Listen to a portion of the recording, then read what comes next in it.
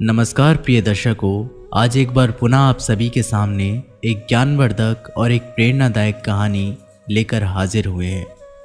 दर्शकों, इन 5 प्रकार की स्त्रियों पर कभी भी भूलकर विश्वास मत करना, अन्यथा मुसीबत में पड़ जाओगे। आज की ये कहानी ज्ञानवर्धक भी है और साथ ही प्रेरणादायक भी है। आज की इस कहानी में आप लोगों को ये सीखने को मिलेगा कि कभी भी इन 5 प्रकार की स्त्रियों पर विश्वास नहीं करना चाहिए, और जो मनुष्य इन 5 प्रकार की स्त्रियों पर आंखें बंद कर कर विश्वास करता है वह हमेशा अपने जीवन में दुखी और गरीब रहता है, साथ ही हजारों प्रकार की मुसीबतों को झेलता है। तो दर्शकों, इसी प्रकार आज की इस कहानी में हम सभी जान लेंगे कि इन 5 प्रकार की स्त्रियों पर भूलकर भी विश्वास नहीं करें, अन्यथा मुसीबत में पड़ जाओगे। दर्शकों, अगर आप इस चैनल पर पहली बार आए हैं तो चैनल को सब्सक्राइब ज़रूर कर दीजिएगा, साथ ही वीडियो को सब्सक्राइब करके बेल आइकन को प्रेस ज़रूर कर दीजिएगा ताकि हमारी आने वाली नई वीडियो का नोटिफिकेशन आप सभी को समय समय पर प्राप्त हो सके। दर्शकों, आपके एक सब्सक्राइब करने से हमारा मनोबल बढ़ता है और साथ ही ये एक चैनल नहीं बल्कि आप सभी लोगों का विश्वास है, आप सभी लोगों की ताकत है। तो दर्शकों, अगर हो सके तो इस कहानी को, प्रेरणादायक और ज्ञानवर्धक प्रसंग को अपने अपने मित्र बंधुओं तक, अपने अपने सहपाठियों तक ज़रूर शेयर करिए ताकि उन्हें भी इस ज्ञानवर्धक प्रसंग का लाभ प्राप्त हो सके। तो दर्शकों, आइए ज़्यादा विलंब ना करते हुए आज के इस प्रसंग को शुरू करते हैं। दर्शकों, प्राचीन समय की बात है। एक नगर में एक गरीब बूढ़ा साधु रहा करता था।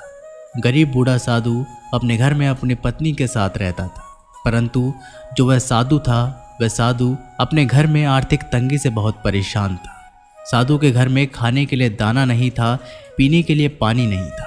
यानी कि साधु के घर में अन्न का दाना तक नहीं था। और कई दिनों तक तो साधु और साधु की पत्नी दोनों को ही भूखा सोना पड़ता था। दर्शकों, इस ताबड़तोड़ तंगी की वजह से वह गरीब साधु काम के सिलसिले में नगर की ओर भटकता, परंतु उसे कोई काम नहीं मिलता। और फिर एक दिन की बात है, उसे कोई आदमी बताता है कि हे साधु महाराज, हमारे इस नगर में कई मीलों दूर एक तालाब है और वह तालाब एक जादुई तालाब है। अगर उस तालाब के निकट जाकर आप कुछ भी मांगोगे तो वह तालाब आपको लाकर देगा। दर्शकों, किसी की इस बात को सुनकर उस नगर से मीलों दूर तालाब की ओर जाने लगता है और तालाब के निकट जाकर उस तालाब से विनती करने लगता है।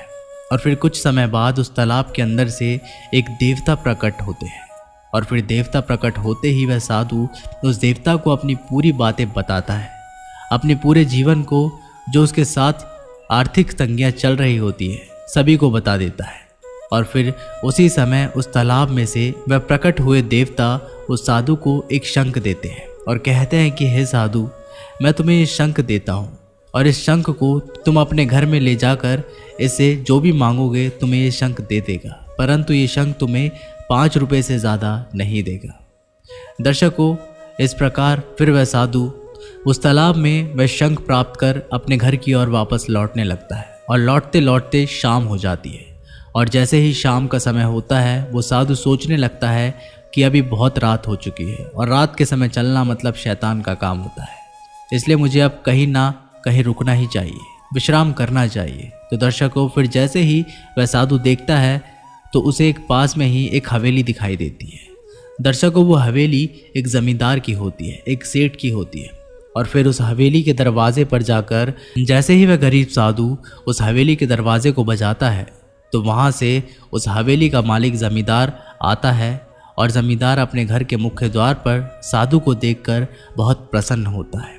और उनका आशीर्वाद प्राप्त करता है। उसके बाद में वह साधु महाराज उस ज़मींदार से कहते हैं कि ज़मींदार जी, मैं बहुत दूर से आया हूँ और मुझे बहुत दूर जाना है, इसलिए अभी रात्रि बहुत हो चुकी है, तो मैं आपसे यह आग्रह करता हूँ कि आज रात मुझे यहाँ रुकने दीजिए, सुबह होते ही मैं यहाँ से निकल जाऊँगा। दर्शकों, ये सुनकर वह ज़मींदार बहुत प्रसन्न होते हैं और ये कहने लगता है कि हे महाराज, हमारे धन्य भाग हो जो हम आज एक साधु संत की सेवा करने का मौका मिला है। दर्शकों, ये कहकर वह ज़मींदार साधु को अंदर बुला लेता है और उसके बावजूद उसकी खूब सेवा करने लगता है। और जैसे ही रात्रि होने लगती है तो वह साधु उस ज़मींदार से कहता है कि ज़मींदार जी,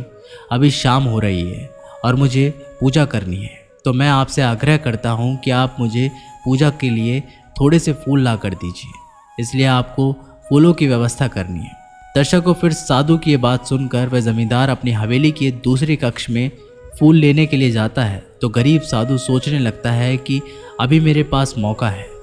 क्यों ना मैं उस तालाब में देवता के द्वारा दिए गए उस शंख का प्रयोग करूं।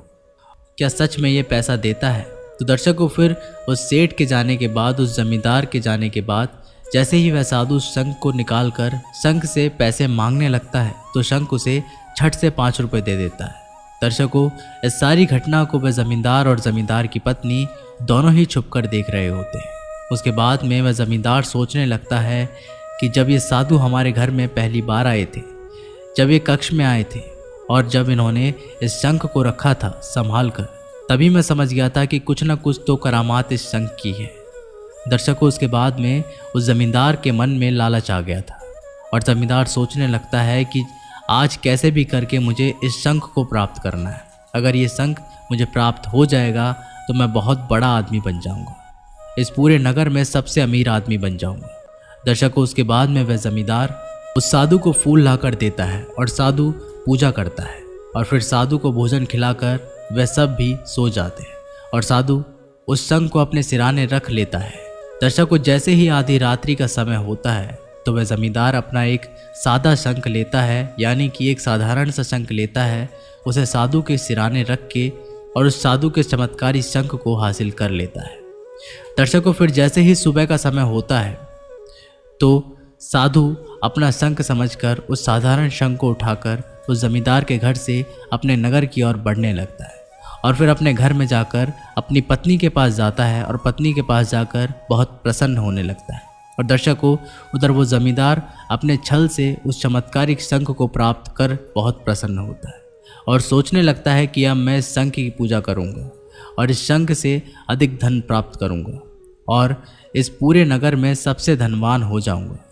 दर्शकों, उधर वो गरीब साधु अपनी पत्नी को सारी बातें बताता है और फिर उस गरीब साधु की पत्नी साधु से कहती है कि अगर ऐसी बात है तो ज़रा मुझे बताओ कि सच में ये क्या पैसे देता है। दर्शकों, फिर जैसे ही वो गरीब साधु शंख से पैसे मांगने लगता है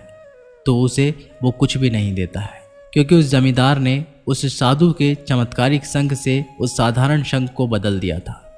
दर्शकों, यहाँ जब वह साधु उस शंख से पैसे मांगता है तो उसे कुछ भी नहीं देता है और उधर जब वे जमींदार उस शंख की पूजा करता है, शंख से धन मांगता है, तो उस जमींदार को खूब धन मिलने लगता है। दर्शकों, फिर उसके बाद में उस शंख को बजा बजा कर परेशान हो जाता है वह गरीब साधु। फिर साधु सोचने लगता है कि हो ना हो मुझे उस तालाब के देवता ने बेवकूफ़ बनाया है। दर्शकों, उसके बाद में फिर वह साधु उस साधारण शंख को लेकर फिर से उस तालाब के निकट जाता है और तालाब के पास जाकर फिर से उस देवता को बुलाने की कोशिश करता है और फिर कुछ समय बाद फिर से वह तालाब का देवता प्रकट होता है और प्रकट होने के बाद में उससे कहता है कि क्या हुआ साधु, आज तुमने पुनः मुझे क्यों याद किया है। तो दर्शकों, फिर वह साधु उस तालाब के देवता से कहता है कि हे भगवान, आपने आखिर मुझे बेवकूफ़ बनाया है, क्योंकि आपने जो शंख मुझे दिया था वो बिल्कुल भी धन नहीं देता है और आपने मुझे इस बात का दावा दिया था कि इस शंख से तुम जितना धन मांगोगे उतना धन ये तुम्हें देगा, परंतु ये तो मुझे एक भी रुपया नहीं दे रहा है। दर्शकों, उसके बाद में साधु की इस बात को सुनकर वह तालाब का देवता समझ जाता है कि हो ना हो इस साधु के साथ किसी न किसी प्रकार का छल हुआ है। तो फिर दोस्तों, वह तालाब का देवता साधु से कहता है कि हे साधु, अगर ऐसी बात है तो मैं तुमसे कुछ पूछता हूँ, तुम उसका सही सही और सटीक जवाब देना। दर्शकों, उसके बाद में वह तालाब का देवता साधु से कहता है कि हे साधु महाराज, तुम मुझे बताओ कि जब मैंने तुम्हें वे चमत्कारिक शंख दिया था उसके बाद में तुम क्या अपने घर गए थे सीधा, या फिर बीच में तुम्हें कोई मिल गया था, या फिर तुम किसी के यहाँ रुके थे। तो दर्शकों, वह साधु फिर उस तालाब के देवता से कहता है कि महाराज, जिस समय आपने मुझे शंख दिया था तो मैं एक जमींदार के घर रुका था रात्रि के लिए और सुबह होते ही मैं वहाँ से अपने घर की ओर रवाना हो गया था। दर्शकों, फिर इस बात को कहते ही वह तालाब का देवता समझ जाता है और फिर वह तालाब का देवता अंदर ही अंदर हंसने लगता है और फिर उस साधु से कहता है कि हे साधु, आज मैं तुम्हें उससे भी बड़ा शंख दे रहा हूँ और तुम इस शंख को अपने साथ लेकर जाओ और उसी ही जमींदार के घर रात्रि में ठहरे, क्योंकि उसी जमींदार ने तुम्हारे उस चमत्कारिक शंख को चुराया है। दर्शकों, फिर ये कहते ही वह साधु समझ जाता है और उसके बाद में वह साधु वहाँ से चलने लगता है और उस जमींदार के घर पहुंचकर फिर से उस जमींदार की मुख्य द्वार पर जाकर दरवाजे को बजाने लगता है। और जैसे ही वो जमींदार निकल कर आता है तो साधु फिर से उस दिन की तरह रात्रि के लिए वहाँ पर रुकने का आग्रह करने लगता है। दर्शकों, जमींदार के साथ साथ उसकी पत्नी भी आई थी और जैसे ही साधु उसकी पत्नी की ओर देखता है तो पत्नी को देखकर साधु समझ जाता है कि इस जमींदार की जो पत्नी है ये पत्नी इसकी चरित्रहीन है, क्योंकि दर्शकों जमींदार की वह पत्नी उस साधु को बार बार देखे जा रही थी और साधु उसे देखकर समझ चुका था कि इसकी पत्नी का चाल चलन ठीक नहीं है और अगर मैं इसका फ़ायदा उठाकर अपने शंख को प्राप्त कर लूँ तो ठीक रहेगा। दर्शकों, उसके बाद में वह जमींदार उस साधु का खूब स्वागत करते हैं, उस बार से अलग स्वागत करने लगते हैं और फिर जैसे ही रात्रि का समय होता है तो वह साधु उस जमींदार की पत्नी के पास जाता है और जमींदार की पत्नी से कहता है कि मैं तुमसे बहुत प्रेम करता हूँ और मैं तुमसे मिलने के लिए रोज़ आया करूँगा, परंतु तुम्हें मेरा एक काम करना होगा। दर्शकों, उसके बाद में जमींदार की वह पत्नी उस साधु से कहती है कि क्या? तो साधु कहता है कि अभी मैं कुछ समय बाद पूजा करने वाला हूँ, तो पूजा के समय तुम्हारे पति को मेरे पास बिठाना है। दर्शकों, उसके बाद में फिर कुछ क्षण बाद जब वह गरीब साधु पूजा करने लगता है तो उसकी पूजा करते समय वह जमींदार उस साधु के पास जाकर बैठ जाता है और फिर साधु जब उस तालाब के देवता के द्वारा दिए गए बड़े शंख को निकालकर उस शंख से कहता है कि मुझे 5 रुपये चाहिए। तो वह शंख कहता है कि 5 क्यों, 10 मांगो। दर्शकों, फिर वह 10 मांगता है तो कहता है कि 10 क्यों, 20 मांगो। दर्शकों, फिर वो 20 मांगता है तो शंख कहता है कि 20 क्यों, 40 मांगो। इस प्रकार जब वह साधु उस शंख से कुछ भी मांगता तो शंख उस संख्या को बढ़ाकर मांगने को कहता। फिर वह साधु उस शंख से कहता है कि चलो, अभी मुझे कुछ नहीं चाहिए, मैं कल अपने घर जाकर मांग लूँगा। दर्शकों, उसके बाद में वह ज़मींदार इस पूरी घटना को वहीं पर बैठे बैठे देखता है तो ज़मींदार सोचने लगता है कि अरे, ये शंख तो उस पुराने वाले शंख से भी ज़्यादा चमत्कारिक है, क्योंकि वह शंख तो केवल एक दिन में ही 5 रुपये देता है और ये शंख एक दिन में 20 मांगने को कहें तो 40 को कहता है। दर्शकों, फिर उस बड़े शंख को देखकर उस जमींदार के मन में लालच पैदा हो जाता है और जैसे ही रात्रि का समय होता है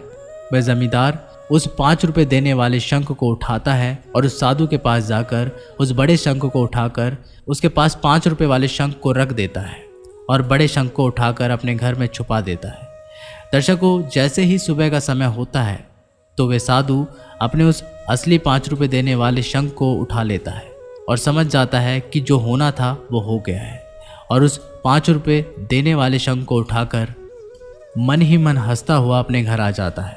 और घर जाकर अपनी पत्नी से कहता है कि भाग्यवान, आज मैं एकदम असली और चमत्कारिक शंख लेकर आया हूँ। दर्शकों, उसके बाद में जैसे ही वह साधु उस शंख को वहाँ पर पत्नी के पास जाकर बजाता है तो वह शंख वास्तव में 5 रुपये देने लगता है और जब उधर वह जमींदार उस साधु से बड़े शंख को चोरी कर खुशी होता है और जब उस शंख को बजाता है तो उसे 10 मांगने को कहता है। तो वो शंख उस जमींदार से कहता है कि 10 क्यों, 20 मांगो। जब 20 मांगने को कहता तो शंख कहता है कि 20 क्यों, 40 मांगो और जब 40 मांगने को कहता तो शंख कहता है कि 40 क्यों, 80 मांगो। दर्शकों, इस प्रकार वह जमींदार मांगता मांगता थक जाता है और वह शंख जितनी भी संख्या जमींदार को बोलता उसे बढ़ाकर बोलने को कहता और उसके बाद में वह जमींदार समझ जाता है कि हो ना हो ये उसी साधु का कोई करतूत है, उसी ने मुझे बेवकूफ़ बनाया है और ये शंख फेक है। दर्शकों, उसके बाद में फिर उस जमींदार की पत्नी जमींदार के पास आती है और जमींदार से कहती है कि आप लालची हो और आपकी लालच के कारण ही आपके हाथों से वह 5 रुपये देने वाला शंख भी जा चुका है। दर्शकों, उसके बाद में वह जमींदार बहुत दुखी होता है और इस बात को समझ जाता है कि जीवन में कभी भी लालच नहीं करना चाहिए। परंतु दर्शकों, इस कहानी में केवल उस जमींदार का ही दोष नहीं है, उसकी पत्नी का भी दोष है, क्योंकि उसकी पत्नी को अपने पतिव्रता होने का मान नहीं तोड़ना चाहिए था और अपने पति होने के बावजूद भी उस साधु के प्रेम में नहीं पड़ना चाहिए था और वह जमींदार की पत्नी उस साधु की मायावी प्रेम में पड़कर उसे सारी बातें बता देती है और उसकी पत्नी की मदद लेकर वह साधु उस जमींदार को बेवकूफ़ बना गया। परंतु दर्शकों, इन 5 प्रकार की स्त्रियों पर कभी भी भूलकर भरोसा नहीं करना चाहिए। अगर आप इन 5 प्रकार की स्त्रियों पर भरोसा करते हैं तो आपकी हालत उसी तरह हो जाएगी जिस तरह इस जमींदार की हुई थी। दर्शकों, पहली, कभी भी पूजा पाठ ना करने वाली स्त्री पर पूर्णता से विश्वास नहीं करना चाहिए, क्योंकि जो मनुष्य पूजा पाठ ना करने वाली स्त्री पर विश्वास करता है वो हमेशा कहीं ना कहीं धोखा खाता है। क्योंकि जो स्त्री अपने कर्म धर्म पर ना हो, किसी देवी देवता को ना मानती हो, उसके होने से घर में अशांति रहती है। यानी कि जो स्त्री किसी देवी देवता को ना मान सके वो भला आपको क्या मानेगी। इसलिए कभी भी जो इस तरह पूजा पाठ ना करती हो उस पर विश्वास नहीं करना चाहिए। दर्शकों, दूसरी बात, जो स्त्री दिखने में चरित्रहीन हो, जिस स्त्री का चाल चलन खराब हो, उस स्त्री पर कभी भी विश्वास मत करना, क्योंकि वह स्त्री विश्वास पात्र नहीं होती है और उस पर विश्वास करते हैं तो हमेशा धोखा ही मिलता है। दर्शकों, फिर तीसरी बात, ऐसी स्त्री पर कभी भी भरोसा नहीं करना चाहिए जो स्त्री आपके सामने होते हुए भी किसी अन्य पुरुष की बढ़ाई करती हो और अन्य पुरुष की बातें करती हो। उस स्त्री पर कभी भी विश्वास नहीं करना चाहिए। दर्शकों, उसके बाद में चौथी स्त्री, जो स्त्री मदिरा आदि का सेवन करती हो या फिर किसी भी प्रकार का नशा करती हो, उस स्त्री पर कभी भी विश्वास नहीं करना चाहिए, क्योंकि अगर आप उस स्त्री पर विश्वास करोगे तो वह स्त्री आपको कभी भी मुसीबत में डाल सकती है। और दर्शकों, फिर है आखिरी, कि बात बात पर रोने वाली स्त्रियों पर कभी भी विश्वास नहीं करना चाहिए, क्योंकि जो मनुष्य बात बात पर रोने वाली स्त्रियों पर विश्वास करता है वह हमेशा से ही उस विश्वास में धोखा खाता है। दर्शकों, इस प्रकार इन 5 प्रकार की स्त्रियों पर कभी भी भरोसा नहीं करना चाहिए या विश्वास नहीं करना चाहिए। तो उम्मीद करते हैं दर्शकों आपको एक ज्ञानवर्धक और प्रेरणादायक कहानी पसंद आई होगी। ये कहानी आपको कैसी लगी हमें कमेंट बॉक्स में ज़रूर बताइएगा। साथ ही मिलते हैं आपसे एक अगली वीडियो के साथ। तब तक के लिए नमस्कार।